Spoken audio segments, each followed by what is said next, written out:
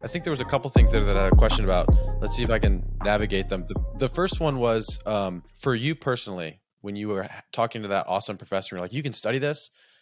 Was that also at a time where you were realizing things about yourself, like, oh, maybe you were making observations or you were pondering that sort of thing that happened to you when you were growing up, of it was almost like two sides to the same, or like the opposite of, you had this perfect childhood and then, or near perfect, or, Yeah, it was whatever. magical.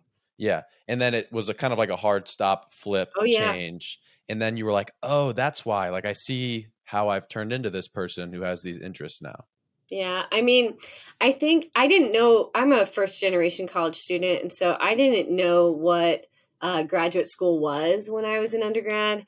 I was planning on opening a nail salon when I was in college. That was my life goal, was to like get a business degree and then go open a nail salon. I could have done that out of high school. I don't know why I felt like I had to go to college for it, but that was my plan. And then, like I said, I got in that one class, and the teacher just inspired me. She had us teach the class about something that the class didn't know about.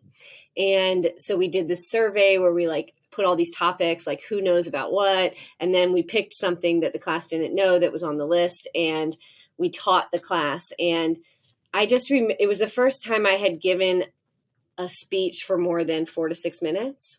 It was like 30 minutes. And I stood up there and I taught the class about this theory, and they actually listened and they were interested in what I had to say. And I started like bringing in stories from my life to explain the theory. And I've always been a storyteller, and so that seemed really natural to me. And so I started bringing these stories in, and I was like telling them about my life and how that relates to the theory. And they all like asked questions and participated in discussion. And afterwards, she stopped me after class and she was like, "Have you ever thought of being a professor?" And I said, "No." What? I don't even know. What do you mean? And she's like, "Well, I know you like this stuff because you're really interested in this topic, but have you ever thought about teaching?" And I said, "Well, I thought about teaching like elementary school, but there's no money in that. I don't want to do that." And I watched my mom, struggle doing that my whole life. I don't want to do that. And she said, "Well," I was like, "I'm going to open a nail salon." And she goes, "Well, I think you should think about going to grad school and being a professor." And I didn't know what any of that was. And she sat me down and she showed me how to change my major to communication studies, which I did. And then she talked to me about grad schools and helped me fill out applications. And the rest is history. And I just got obsessed with it.